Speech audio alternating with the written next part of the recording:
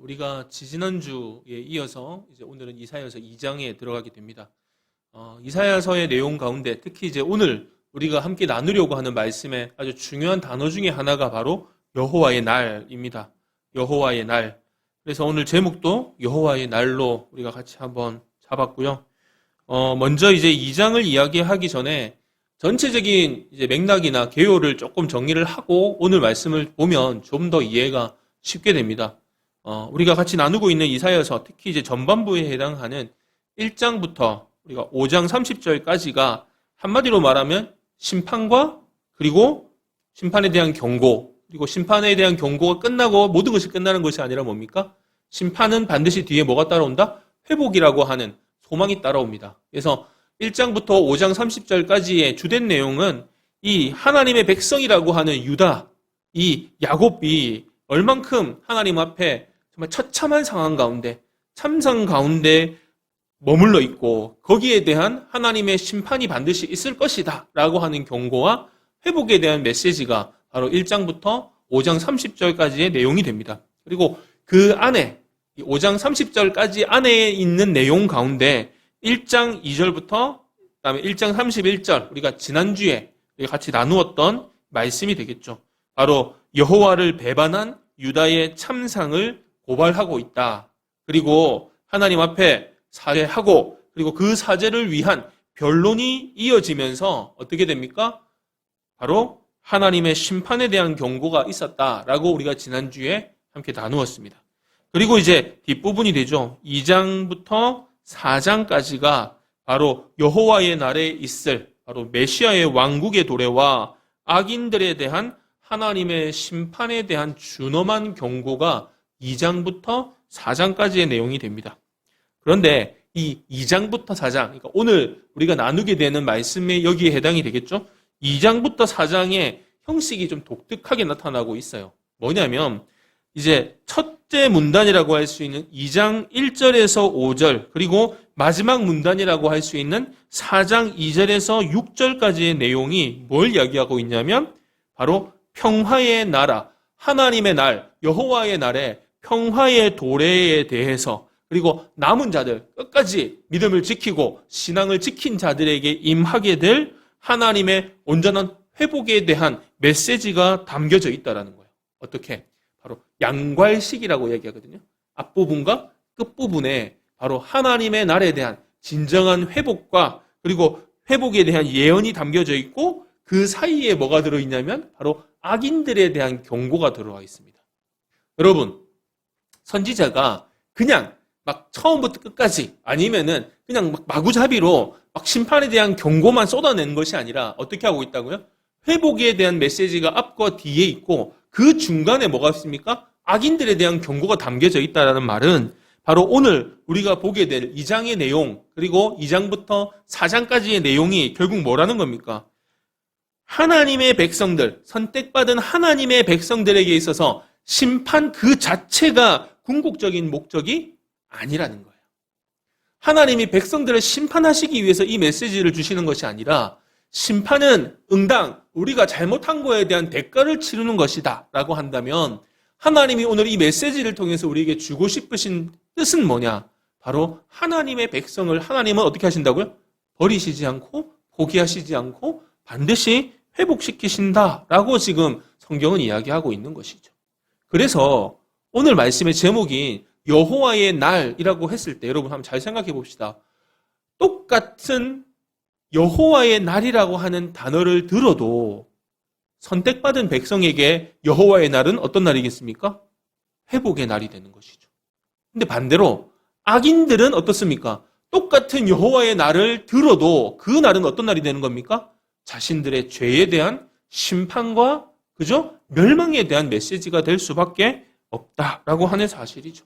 결국 여호와의 날, 궁극적으로 이루어질 여호와의 날은 나중에 우리가 뒤에서 함께 살펴보겠지만 메시아의 도래가 있었고 그 메시아가 하나님의 나라를 선포하고 천국 백성에 향한 메시지를 선포할 때 그 말씀을 듣는 자들 중에는 어떤 사람은 정말 가슴이 뛰고 드디어 응답이 왔구나. 드디어 우리의 기도가 응답되었구나. 드디어 하나님의 나라가 이 땅 가운데 임했구나라고 확신하는 자들도 있었지만 어떤 사람도 있었습니까? 음침한 곳에 모여서 어떻게 하면 저를 죽일 것인지를 작당하는 자들. 다시 말하면 더 큰 죄악으로 나아가고 결국 파멸이 이룰 수밖에 없는 회복 불가한 상황으로 치닫는 악인들도 동시에 존재하는 것을 우리는 신약 성경을 알고 있으니까, 그죠? 이 말씀을 오늘 확인할 수 있게 된다라고 하는 사실이죠. 이사야 선지자는 바로 이 2장 2절에서 4절을 통해서 바로 마지막 때 하나님의 성전을 중심으로 하여 세워질 하나님의 나라의 비전을 오늘 우리에게 제시하고 있습니다. 그런데 여러분, 이 비전은 결국 우리에게 어떤 의미로 다가올까요? 바로 우리 이음교회는 영원한 평화의 나라인 하나님의 나라, 바로 이 땅 가운데 임한 하나님의 나라의 비전을 이루기 위해서 이 땅 가운데 존재하고 있다는 사실을 우리는 함께 발견해야 합니다. 분명 이 세상의 말일, 마지막 날, 말일이라고 이야기하죠. 말일에 2장 2절에 보면 말일에 여호와의 전에 사네 이랬죠. 말일에 할 때 이 말일, 여러분 어떤 의미입니까? 그냥 듣기에 이 말일은 마지막 때를 이야기한다라고 우리는 생각하기에 쉽습니다. 자, 그리고 마지막 때라고 이야기하면 많은 사람들이 소망을 가지는 게 뭡니까? 내가 지금까지는 고통받고 어려움 겪고 참 고달픈 삶을 살았다면 마지막 때가 되면 정말 평화의 나라가 이루어질 것이고 진정한 평안이 내 안에 임하게 될 것이고 내가 지금까지 흘렸던 그 모든 눈물들을 하나님으로부터 위로받고 하나님께서 내 눈물을 씻어주시는 그 날이 올 것이다 라고 하는 소망의 날이다 라고 하는 사실이죠.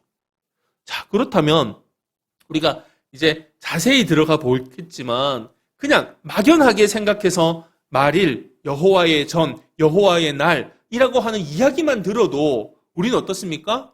이 땅을 살아갈 때에 여러분 우리는 하나님의 나라의 메시지가 선포될 때 그 메시지를 듣고 어떻게 해야 되는 겁니까? 악인들처럼 두려워 떨 사람들이 아니라는 거죠. 오히려 이 말씀이 선포되고 메시지가 선포될 때 우리는 어떻게 해야 되는 겁니까? 기뻐하고 즐거워해야 된다는 것이죠. 여러분, 선지자의 글, 사실 이제 앞으로 이루어질, 말일에 이루어질 이야기들을 예언하고 있다 보니까 많은 사람들이 또한 신약에 가서 뭘 생각하게 됩니까? 계시록의 이야기들을 생각하게 됩니다. 요한계시록의 이야기도 마찬가지죠. 이미 이루어진 이야기도 있고, 이루어질 이야기도 있고, 이루어지고 있는 이야기도 있지만, 장차 미래에 앞으로 세상의 마지막 때에 이루어질 이야기들도 담고 있는 성경이 요한계시록입니다. 그런데 요한계시록을 잘못 해석하는 하나의 오류 중에 이걸 마치 시대적인 구분으로 나누어서 이거는 무슨 시대, 이거는 무슨 시대, 이거는 이루어진 거, 이건 이루어지지 않은 거, 이건 앞으로 이루어질 거. 정말 잘못된 방법으로 성경을 해석하다가 보면 이 말씀을 듣고 있는 많은 사람들이 뭘 느끼냐면 소망을 느끼는 것이 아니라 희망을 느끼고 위로를 느끼는 것이 아니라 두려워 떨게 되는 거예요. 이거 마지막 때가 되면 막 우주 전쟁이 일어나고 막 하늘이 막 태양이 떨어지고 바다가 피로 변하고. 여러분 한번 잘 생각해 봅시다. 하나님께서 하나님의 백성들에게 그것도 박해받고 고통당하고 어려움 당하고 있는 교회를 향해서 하나님께서 메시지를 주실 때 그것도 오늘 우리가 얘기했잖아요.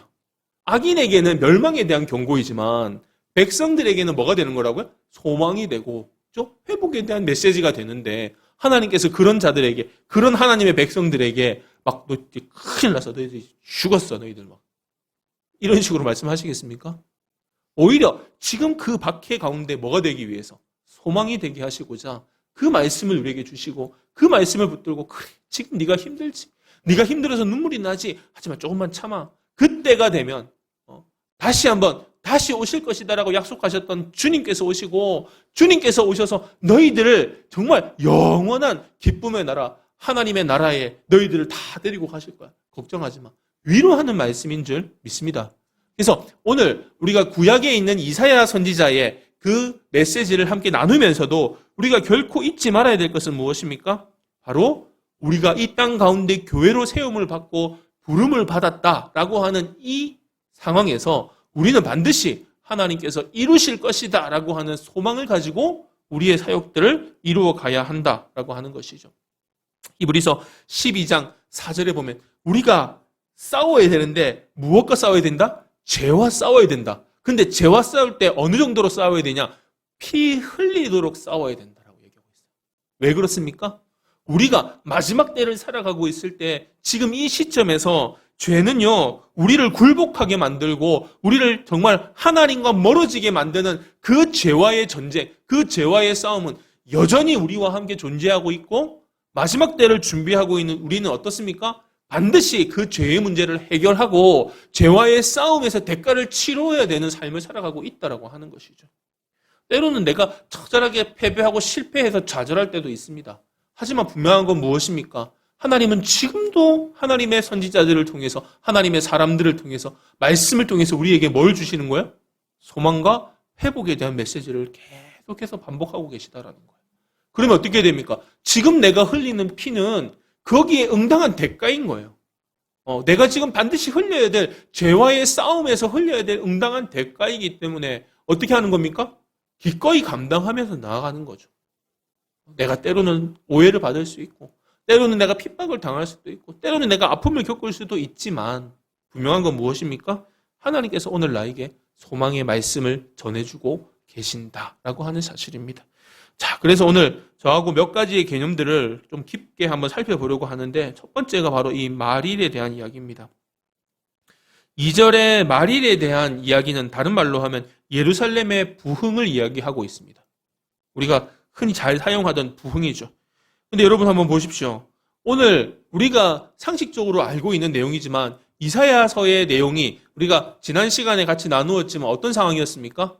이미 아수르에 의해서 북이스라엘은 멸망당한 상태입니다. 그리고 남유다도 아수르에 의해서 조공을 바쳐야 되고 압박을 당하고 있고 많은 사람들이 어려움을 겪고 있는 그런 시기였어요. 그런데 여러분, 그런데 예루살렘이 부흥하고 있다? 예루살렘의 부흥을 이야기하고 있다? 사실은 당시의 이사야서의 상황과 예루살렘의 부흥은 사실은 어울리지 않습니다. 그때는 오히려 부흥하고 있는 시기가 아니라 쇠퇴하고 있는 시기였습니다. 왜 그렇습니까? 만약에 정말 예루살렘이 부흥하는 시기였다. 하나님의 말씀이 막 흥황하고 하나님의 말씀이 선포되고 백성들이 그 말씀으로 회개하는 운동들이 일어났다면 아수르에 의해서 북이스라엘이 멸망하는 일도 없었겠죠. 그리고 남유다가 고통당하는 일도 없었을 것이다 라고 하는 것이죠. 자, 그러면 이렇게 생각하게 되죠. 그러면 뭐야? 예루살렘의 부흥이 언제야? 이사야 선지자는 예루살렘의 부흥을 이야기하고 있다는데 이 말일이라고 하는 개념을 통해서 그 이야기를 하고 있는데 그러면 예루살렘의 부흥은 언제일까? 자, 본절에 그때를 언제라고 합니까? 부흥이 이루어질 때가 말일이라고 이야기했어요. 말일. 아까 잠깐 이야기했지만 사람들은 말일을 하면 세상의 역사의 종말, 역사적인 마지막을 말일 딱 이렇게 이야기를 합니다. 우리가 예전에도 한번 잠깐 나누었지만 우리 머릿속의 시간의 개념은 어떤 개념입니까? 직선사관이라 했죠. 직선사관. 그죠? 무조건 시작이 있고 무조건 끝이 있는 직선입니다. 직선. 근데 하나님에게 있어서 시간은 직선이 아니에요. 무한이에요. 무한. 시작도 없고 끝도 없는 무한이에요. 그러니까 인간에게 있어서 말일 이렇게 하면은 직선사관에서는 어떻게 되는 거예요? 시작이 있으니까 반드시 끝이 있는 요때가 되는 거죠.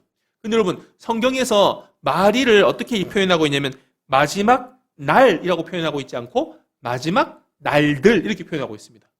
이 말은 뭐냐면 복수예요. 그러니까 하루 딱 어느 시점 딱 점을 딱 찍는 그 시점을 이야기하고 있는 게 아니라 마지막 때, 그죠? 마지막 날들 이렇게 얘기하고 있다는 것이죠. 그러니까 역사적인 종말의 그 순간이 이루어지기 직전에 일정한 시기를 이야기하고 있는 개념이 바로 뭐가 되는 거예요? 말일이 된다라고 하는 거죠. 그러니까 다른 말로 하면 뭐가 될까요? 바로 신약 시대를 말일이라고 이야기하고 있는 거예요. 왜 그렇습니까? 예수 그리스도 메시아께서 오셨기 때문에. 여담이지만 유대인들은 아직 메시아가 오지 않았다고 생각합니다. 유대교는 아직 메시아가 오지 않았기 때문에 아직도 메시아를 기다리고 있습니다. 심지어 그들 가운데서는 제사장으로서의 메시아도 와야 되고 선지자로서의 메시아도 와야 되고 왕으로서의 메시아도 와야 된다고 주장하는 무리들도 있습니다. 네. 그런데 우리 어떻습니까? 이미 2000년 전에 예수 그리스도께서 오셨기 때문에, 그죠? 그 예수 그리스도의 도래를 통해서 메시아의 이 땅에 오심으로 말미암아 이미 뭐가 선포됐습니까? 하나님의 나라가 선포되었다라고 하는 거예요. 그리고 하나님의 백성들이 그 메시아, 바로 왕의 음성을 듣고 어떻게 된 겁니까? 그 백성들이 모여들었고 그 모여든 백성들로 말미암아 어떻게 됐습니까? 복음이, 그죠? 세상에 편만하게 이루어졌다. 응답이 이루어졌다라고 하는 것이죠. 그러니까 이미 마지막 때, 그죠? 마지막 날들, 그죠? 말일은 이미 이루어졌고 바로 우리가 살고 있는 이 신약 시대가 바로 뭐라고요? 말일 이렇게 되는 것이죠. 여러분, 그러면 이 예언은 과연 오늘날 이루어졌을까요? 예루살렘의 부흥은 오늘날 이루어졌습니까? 과연 예루살렘은 세계 만방에 결정적인 영향을 끼치면서 부흥하고 있습니까? 물론 지금도 이스라엘 땅에 가면 예루살렘 성전이 있습니다. 예루살렘이 있죠. 자, 그러면 그 예루살렘이 부흥했습니까? 아니잖아요. 부흥하기보다 오히려 쇠퇴했고 이미 뭘로 전락했는지 아시죠? 관광지로 전락해버렸습니다. 우리가 흔히 이렇게 이미지를 찾다가 보면 예루살렘 성전 이렇게 찾아보면 이렇게 금색 돔 모양의 뚜껑이 탁 달려있는 건물이 나옵니다. 근데 여러분, 왜 금색 뚜껑이 위에 달려있을까요? 저도 제가 신학교 가기 전까지 뭐 교회에 가도 그런 게 그림이 걸려있고 목사님 방에 가도 그려져 있고 해서 저게 뭐지? 와, 좀 하나님의 전이라서 정말 금색으로 이렇게 탁 금박을 했는가 보다 이렇게 생각했었는데 나중에 제가 신학교로 가서 배우고 보니까 그 건물은 하나님을 섬기는 성전의 건물이 아니에요. 이미 그 예루살렘은요, 이슬람 교도들에 의해서 정복당해서 그 이슬람 사원이 거기 세워져 있는 거예요. 그러니까 이렇게 금색 뚜껑이 딱 달려있는 그 건물의 주인은 사실은 이슬람 교도들이에요. 지금도 가보면 이스라엘 사람들, 유대인들이 예루살렘 성전에 접근할 수 있는 곳은 어디밖에 없냐면 통곡의 벽. 당시 다윗의 성이 있었고 예루살렘 성의 성벽, 그 성벽까지만 딱 들어갈 수 있어서 그걸 하기 위해서 전쟁을 일으켜가지고 겨우 거기를 점령해서 예루살렘 성벽만 갈 수 있어요. 그래서 혹시 여러분 세계 그 뉴스 같은 거 보셨으면 트럼프가 대통령 할 때 그 예루살렘을 이스라엘의 수도로 하겠다라고 할 때 그 기사 나올 때 트럼프도 그 앞에 가가지고 이렇게 기도하는 모습이 나왔죠. 그 벽 사이에다가 기도문 적어가지고 놓고 거기서 이렇게 사람들 하고 유대인들 머리 빵모자 쓴 사람들 거기 엎드려서 기도하는 사람들도 있고 하는 거. 이제 거기까지밖에 못 들어가요. 오히려 우리 외국인이잖아요. 우리는 관광객이기 때문에 그 성전 안에도 들어갈 수 있어요. 근데 유대인들은 못 들어가요. 여러분 부흥했습니까? 이게 부흥한 겁니까? 아니잖아요. 그죠? 그러면 여러분 실제로 그 예루살렘 성전은요 쇠퇴해가지고 결국 BC 586년경에 바로 바벨론에 의해서 멸망돼 버립니다. 완전히 무너져 내려버리죠. 그리고 그 이후로도 어떻습니까? 헬라 문화가 일어날 때도 로마가 일어났을 때도 마찬가지고요. 사실은 이 성전은 부흥할 기미가 전혀 보이지가 않습니다. 그런데 여러분, 그 예루살렘 성전이 부흥할 때가 언제였을까? 우리가 생각하면 예루살렘이 부흥한다 이러면 막 성전이 다시 막 세워지고 많은 사람들이 성전에 몰려드는 것을 부흥이라고 생각하지만 실제로 이 예루살렘이 부흥한 때가 있었습니다. 언제였을까요? 바로 그 성전에 메시아께서 우뚝 서셨을 때, 바로 예수 그리스도께서 그 성전에 서서 바로 하나님의 나라가 임함을 선포하셨을 바로 그때가 바로 예수 그리스도의 구속 사역이 이루어지고 예수 그리스도의 그 백성들이 그 말씀을 듣고 이제 새롭게 임할 성전에 대한 개념들을 이해하고 매일의 삶 가운데 하나님을 예배하고 그 성전에 한 걸음 한 걸음 나아가는 그 과정들을 통해서 예수 그리스도로 말미암아 예루살렘의 부흥은 이 땅 가운데 이루어진 것이다 라고 이야기할 수 있는 것이죠.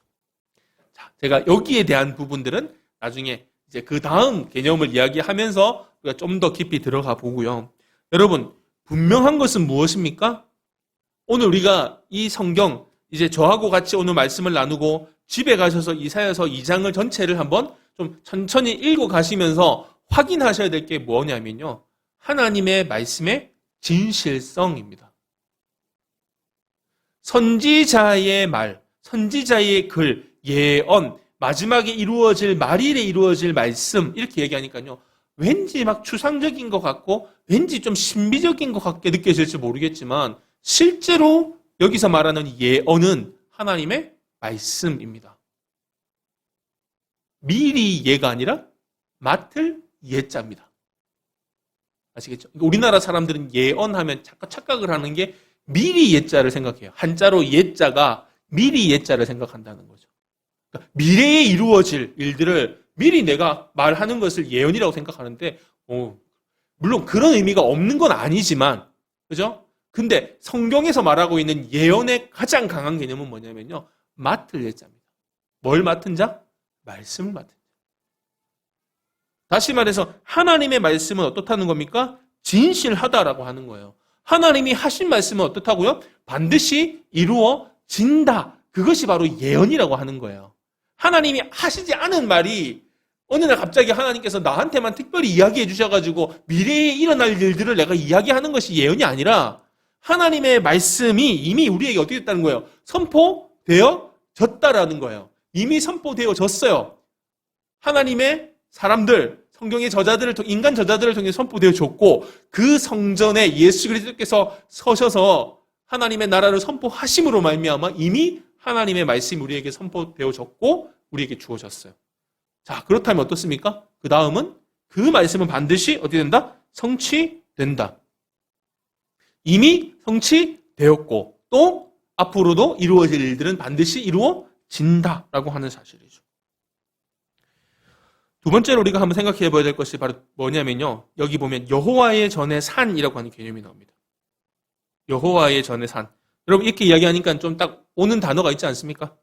말일에 여호와의 전의 산이 모든 산 꼭대기에 굳게 설 것이다. 이렇게 얘기를 했습니다. 산이 산 위에 어떻게 섭니까? 그리고 여기서 말하는 여호와의 전의 산은 뭘까요? 바로 시온산입니다. 그림 하나만 보여주세요.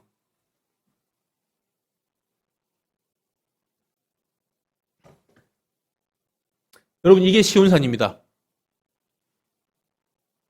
산인가요? 다음 그림 하나 보여주실래요? 그래서 이제 이거를 단면을 딱 잘라가지고 이게 시온산이 보이시죠? 저기 빨간색으로 저 왼쪽 여러분 왼쪽 편에 보면 시온산 하고 돼 있지 않습니까? 그죠? 자 그리고 여러분 여기 높이가 어느 정도 되냐면요 한 600m 정도 된다고 합니다. 근데 여러분 보시다시피 원래 이스라엘 예루살렘 쪽 산 자체가 지대 자체가 높아요. 이해가 되십니까? 그러니까 산을 측정할 때 해수면에서 산 꼭대기까지의 높이를 재거든요. 그러니까 원래 지대가 높아서 실제로 그 지역에 가서 이렇게 보면 산처럼 보이는 게 아니라 언덕 위에 있는 것처럼 보여요. 그런데 실제로는 높이가 어느 정도 되냐면 한 해발 600m 정도 된답니다. 네, 빼주셔도 돼요. 근데 중요한 건 뭐냐? 근데 이 산이 어떻다고요? 여호와의 산이 뛰어나서, 그죠? 뛰어나서 만방이 그리로 모여들 것이고, 사실은 어찌 보면 되게 높은 산도 아니거든요. 여러분, 우리나라로 따지면은 어느 정도 되냐면 서울에 있는 관악산 정도 된다고 합니다. 예. 근데 여러분, 비교할 수 있는 산 중에 하나가 우리나라 남쪽에서 제일 높은 게 한라산이잖아요. 한라산 높이가 1950m입니다. 한라산이 1950m인데 600m 정도밖에 안 되면은 그렇게 높은 산도 아니잖아요, 사실은. 막 낮은 산도 아니지만 그렇게 높은 산도 아니에요. 자, 그런데 분명한 것은 방금 전에 잠깐 그림에서도 봤지만 다른 산 하고 헤브론산이라든지 레바논산, 바산 이런 데 갈멜산 이런 거하고 비교만 해봐도 아주 낮은 산이에요. 근데 왜 모든 산 꼭대기에 선다? 이런 이야기가 나왔을까요? 이것은 사실 문자적으로 이해할 수는 없는 내용이죠. 그럼 그 의미가 무엇인지를 찾아야 되는 것이죠. 자, 여러분 여기서 말하는 여호와의 전의 산이 왜 중요할까요? 여러분 시온산이 중요한 이유는 그 산에 뭐가 있습니까? 예루살렘 성전이 있다라는 거예요.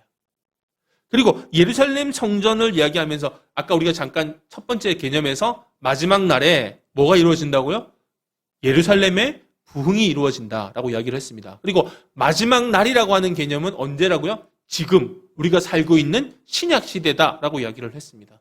그리고 여기서 말하는 예루살렘의 부흥은 마지막 때에 누구를 통해서? 메시아를 통해서 하나님의 나라가 선포되어짐으로 응답되어졌다 라고 이야기를 했습니다. 여러분 기억하셔야 돼요. 그렇다면 여기서 말하는 여호와의 산, 여호와의 전의 산, 정확하게 말하면 시온산은 뭐가 될까요? 예수 그리스도가 오심으로, 메시아가 오심으로 선포되어져 부흥하게 된 존재가 있죠. 뭡니까? 교회입니다. 교회. 다시 말해 시온산이 의미하는 바는 뭐죠? 교회라고 하는 거예요. 신약 시대의 교회라고 이야기하고 있는 것이죠. 자, 다시 말하면 모든 산 위에 시온산이 세워질 것이다. 그 꼭대기 위에 설 것이다. 라고 이야기하는 개념은 뭐가 될까요? 여러분 여기서 말하는 모든 산은요. 지금까지 그래서 예수 그리스도께서 오시기 전까지 많은 사람들에게 영향을 끼쳤던 종교라든지 사상이라든지 그런 것들 위에 뭐가 세워진다고요? 하나님의 전, 그리고 하나님의 전의 산, 다시 말하면 시온산, 더 정확히 말하면 뭐가 되는 거예요? 교회가 세워질 것이다. 누구를 통해서? 메시아를 통해서. 실제로 하나님의 교회가 이 땅 가운데 세워지기 이전에는 수많은 세속적인 종교들이 있었습니다. 요즘에 제가 이렇게 교회 왔다 갔다 출퇴근하면서 그 오디오북을 좀 들어봤거든요. 그래서 오디오북을 듣다가 제가 뭘 좀 들었냐면 그 세계에 있는 종교, 신화들에 대한, 신화 읽기에 대한 책이 있더라고요. 그래서 그걸 좀 들어봤는데, 그러니까 제가 성경 신학을 공부하면서 이게 알고 있는 당시 이제 메소포타미아 문명이라든지 티그리스 유프라테스 강이라든지 그러니까 팔레스타인 지역에 원래부터 있었던 사람들이 이야기하던 신화에 대한 이야기들도 같이 나오더라고요. 그러니까 제가 그 이야기를 들으면서 내가 알고 있는 신들, 우리가 여러분도 알고 있는 누굽니까? 바알신, 그죠? 이런 이야기들이 막 나오거든요. 거기에 어떻게 만들어졌고 어떤 내용이고 그 신이 인간을 어떻게 만들었고 천지가 어떻게 창조되어졌고 또 홍수의 기록들이 어떻게 세워지고 재밌는 건 여러분 이 땅에 있는 대부분의 신화의 홍수 기록들이 있습니다. 그리고 배 만들고 배를 띄우고 하는 내용들도 다 들어가 있습니다. 그래서 어떤 사람들은 그래요. 뭐라고 말하냐면 유대교 야훼 신앙은 바로 그 당시에 이 메소포타미아 지역에 있던 그 신화들을 짜집게 해가지고 만들어낸 스토리, 이야기다. 이렇게 주장하는 사람들도 존재합니다. 근데 사실은 아니죠. 신화를 집대성한 책이 지금 기독교의 구약 성경이다. 이렇게 주장하는 사람들도 존재를 해요. 사실은. 그런데 여러분 보십시오. 그 신화의 내용들을 상식적으로 이성적으로 그 신화에 대한 내용들에 대한 책들을 읽는 사람도 이게 진짜 있는 이야기라고 생각합니까? 그렇죠. 당시의 시대적인 상황. 그 책이 참 그래도 그나마 괜찮았다 생각했던 건 뭐냐면 왜 이런 신화가 만들어졌을까를 당시의 시대적인 상황들을 가지고 이런 어려움들이 있었고 이런 것들이 필요했기 때문에 사람들은 그리고 이런 세력들이 갑자기 이 지역에 들어서면서 그 정권의 당위성을 합당하게 이렇게 변명하고 변론하기 위해서 만들어낸 변질된 변경된 그죠? 이런 신화다 이런 이야기들을 하거든요. 근데 중요한 건 뭡니까? 여러분 실제로 수많은 신들이 존재하고 수많은 사상들이 존재하면서 당시에 많은 사람들 위에 군림하고 있었지만 분명한 건 뭡니까? 심지어 메시아를 인정하지 않는 구약 성경까지만 인정하는 유대교 정말 야훼 신앙이라는 유해신 사상이라고 하는 그래서 이거는 정말 안 믿으면 그냥 이거는 거의 죽음이라고 이야기할 수밖에 없는 그런 막강한 신앙 위에 메시아가 서시고 그 메시아의 입술을 통해서 선포되어진 복음을 통해서 오늘날 뭐가 세워집니까? 교회가 세워지고 그 교회가 세상 위에 세상의 모든 종교와 모든 사상 위에 굳건하게 설 수 있었던 이유 여러분 처음부터 교회가 그렇게 막 힘과 능력을 가지고 방대한 위치에 차지하고 있었습니까? 아니잖아요. 여러분, 기껏 해봤자 몇 명이에요? 12명의 제자들밖에 더 있었습니까? 그리고 따르던 무리들밖에 더 있었습니까? 그것도 아주 작은 저기 팔레스타인의 그 갈릴리 지역 사람들. 그런데 여러분 보십시오. 지금 어떤 일이 벌어졌습니까? 전 세계 종교의 30%의 사람들이 기독교를 믿고 있습니다. 여러분, 물론 뭐 어떤 혹자들은 지금 기독교 쇠퇴하고 있어, 이슬람이 득세하고 있어 라고 이야기하는 사람들도 있습니다. 성장 속도를 보면 분명히 이슬람이 기독교보다 성장 속도가 훨씬 빠르다고 하죠. 많은 지역의 사람들이 막 이렇게 뭐 기독교 교회가 문을 닫고 있다, 뭐 이런 이야기들도 많이 하고 비관적인 이야기를 하지만, 여러분, 저는 믿는 것이 하나가 있어요. 제가 개인적으로 역사 쪽을 좋아해서 교회사 쪽도 제가 논문도 교회사 쪽으로도 쓰고 했지만, 여러분, 2000년의 기독교 역사 가운데 교회는요, 엄청난 박해를 수도 없이 받았습니다. 그냥 한두 번 받은 게 아니라요, 도표를 제가 오늘 준비를 못했는데, 도표에 보면 당시에 로마가 교회를 말살시키기 위해서 어마어마한, 한 거의 제가 정확히 기억을 못하겠는데 막 거의 한 10명이 10여 명이 되는 이 황제들이 교회를 박해하기 위해서 시대 때마다 일어서 가지고 교회들을 죽이고 말살하고 진짜 온갖 만행을 다 저질렀거든요. 교회가 없어졌냐? 여러분, 만약에 정말 우리가 믿는 하나님이 가짜고 우리가 알고 있는 이 교회 성경이 거짓이라면, 여러분, 과연 2000년 동안에 그 많은 순교자들을 정말 다 셀 수도 없을 만큼 수많은 순교자들이 이 교회를 지키기 위해서 목숨을 바치고 지금까지 이어질 수 있었을까요? 여러분, 만들어졌다가 없어진 종교들이 얼마나 많은지 아십니까? 내가 하나님이다라고 일어섰다가 사라진 사람들이 얼마나 많은지 아십니까? 세상에 얼마나 많은 종교들이 존재하고 있는데 명맥을 유지하지 못하고 있는데, 유독 기독교는 2000년 동안에 수많은 박해도 있었고 수많은 어려움을 겪으면서도 지금까지 유지될 수 있었던 이유는 뭘까요? 거짓인데도 그렇게 많은 사람들이 그것을 위해서 목숨을 바치겠습니까? 당장에 예수님의 제자들만 보십시오. 얼마나 못난 인간들입니까?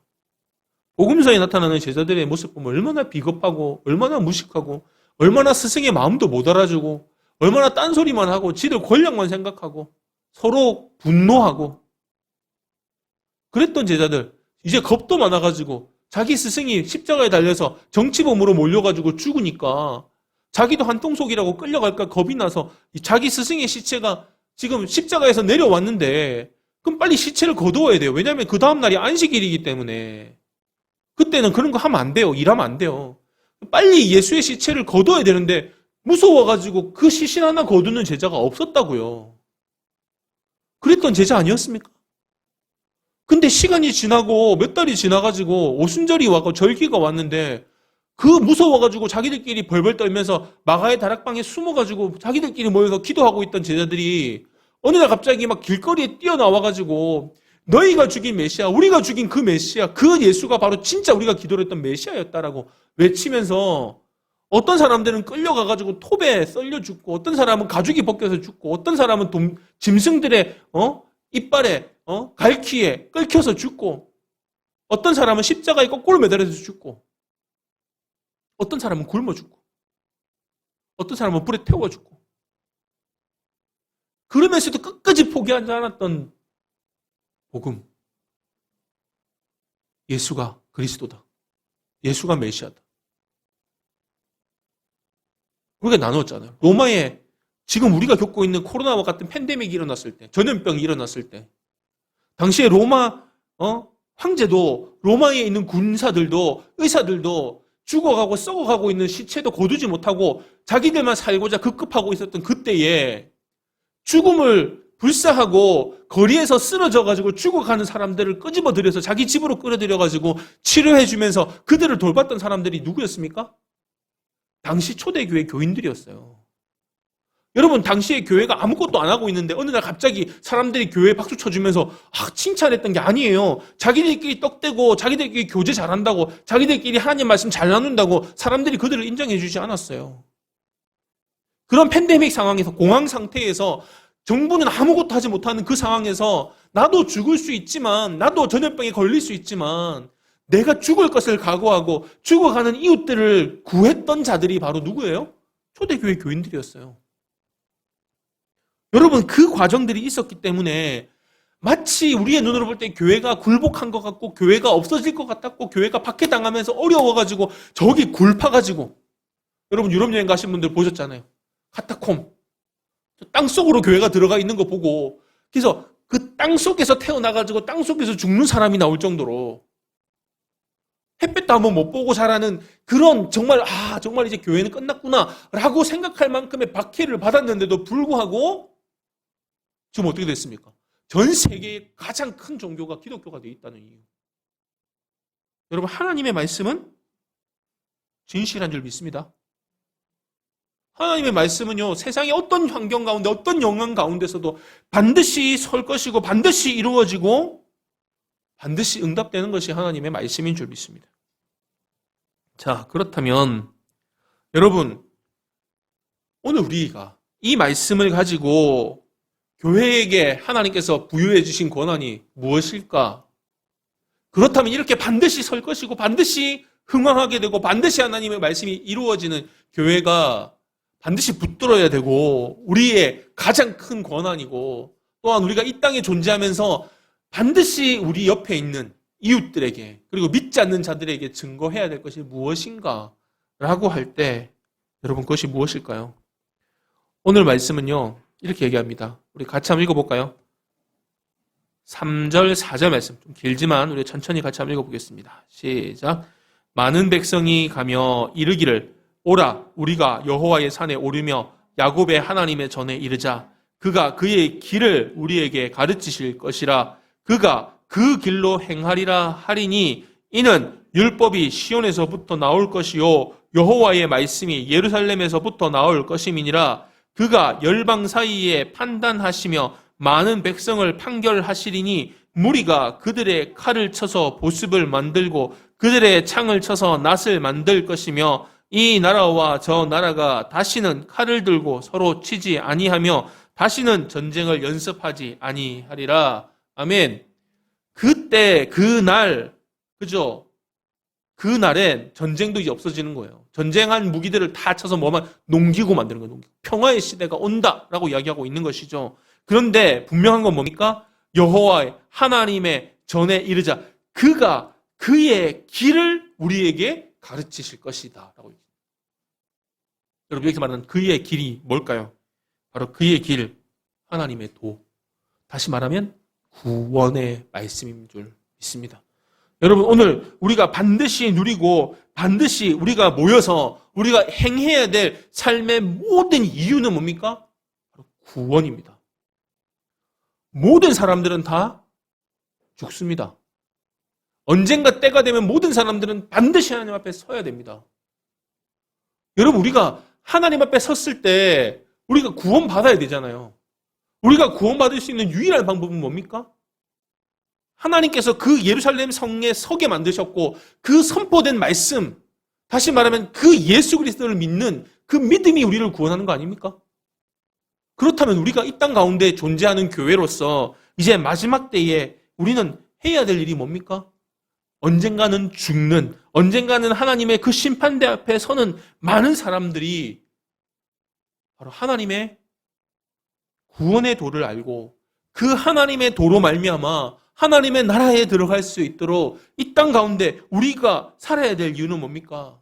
바로 이 복음을 증거하고 하나님의 나라를 든든히 세워가는 이 일이, 여러분, 죄송하지만 다른 곳에는 없어요. 우리에게만 주어졌어요. 교회에게만 있는 권한이 뭡니까? 구원의 은혜예요. 구원의 은혜, 구원의 능력이고요. 여러분, 죄송하지만 교회 밖에 구원이 없습니다.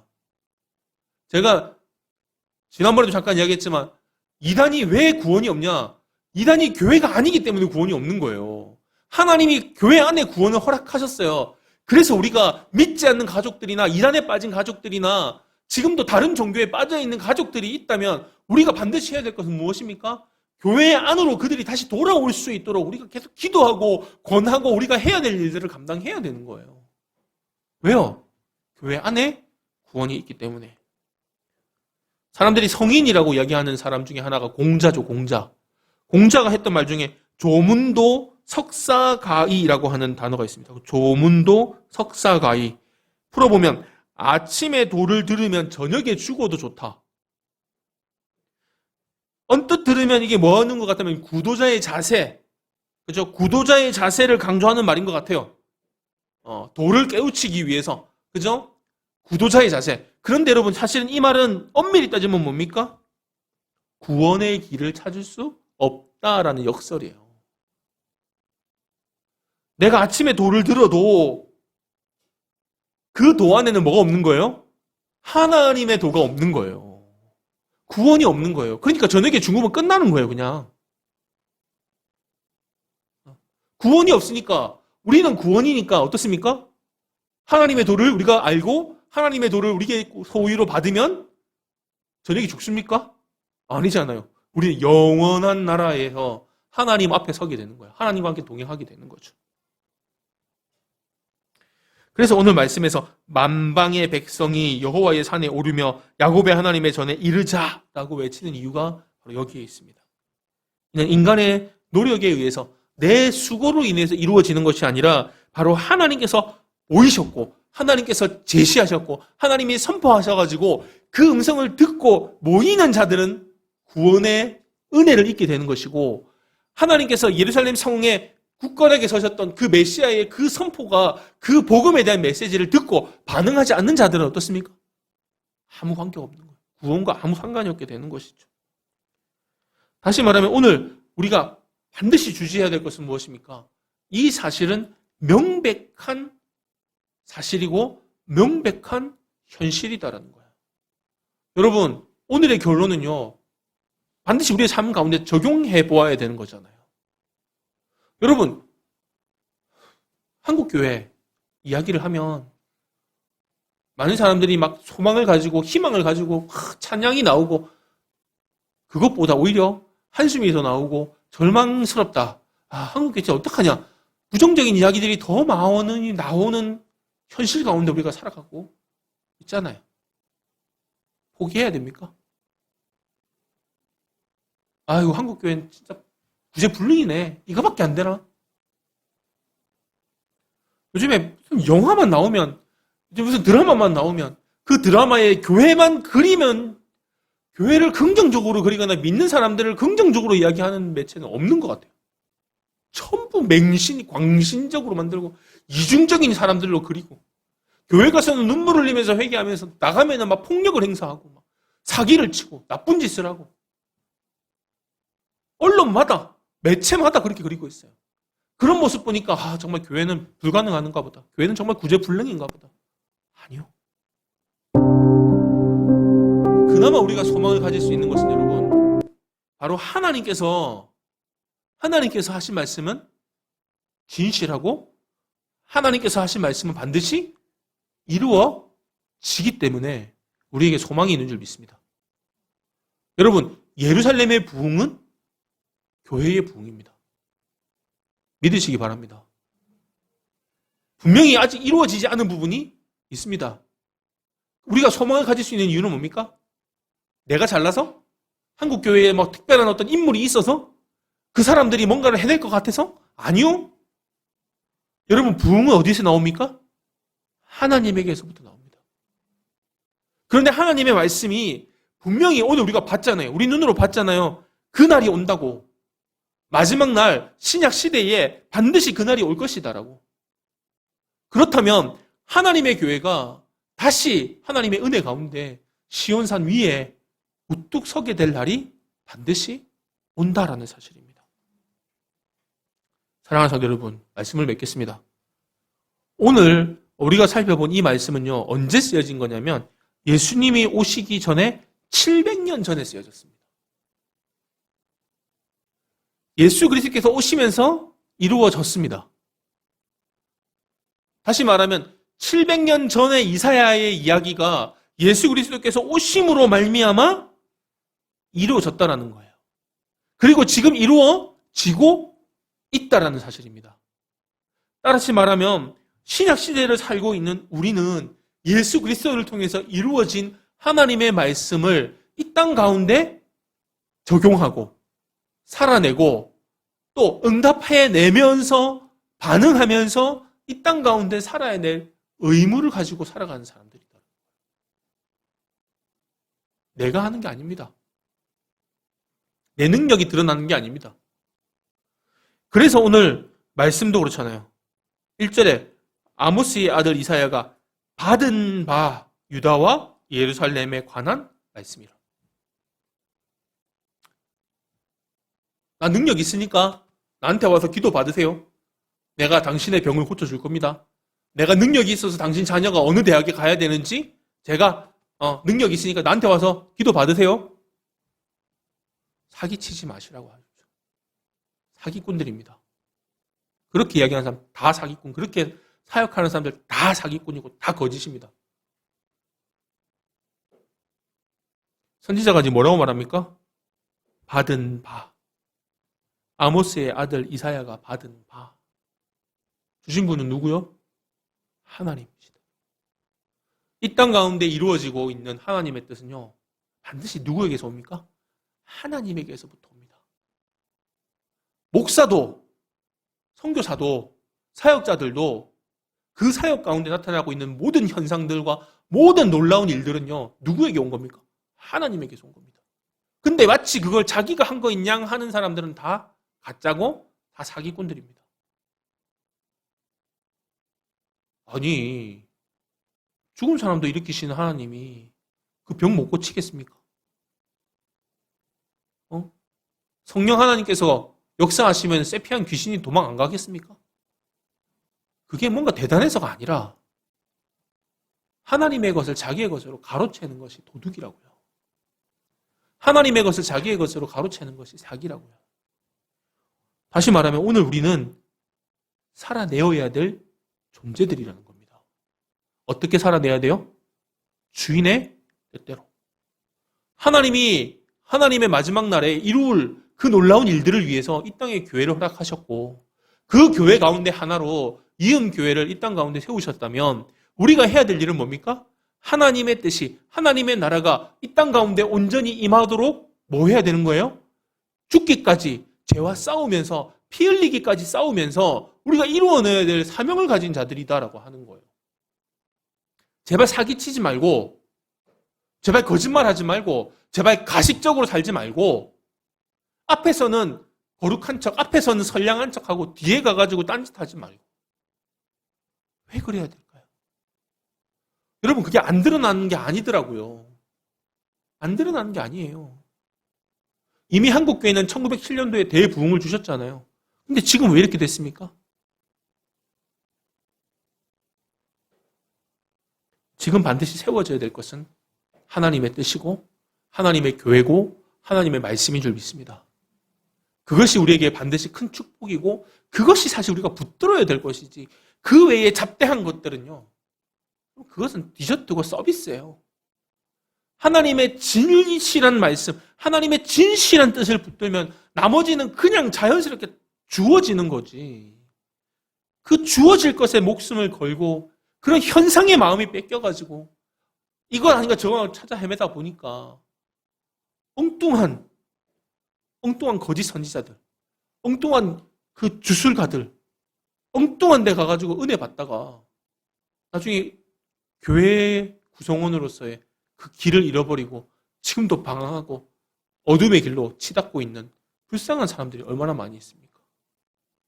오늘 이 말씀 다시 한번 붙드시면서 하나님의 뜻은 반드시 이루어지고 그 여호와의 날이 우리에게 소망이 되는 것은 우리가 하나님의 뜻을 분명하게 알고 하나님의 뜻대로 살아가는 하나님의 백성이기 때문에 우리에게 소망이 있다라고 하는 이 사실 반드시 기억하시면서 하나님의 백성으로서 준비하시고 하나님의 백성으로서 이 땅 가운데 하나님의 뜻을 반드시 이루어가며 살아가시는 우리 이음교회 가족들 다 되시기를 주님의 이름으로 축복합니다.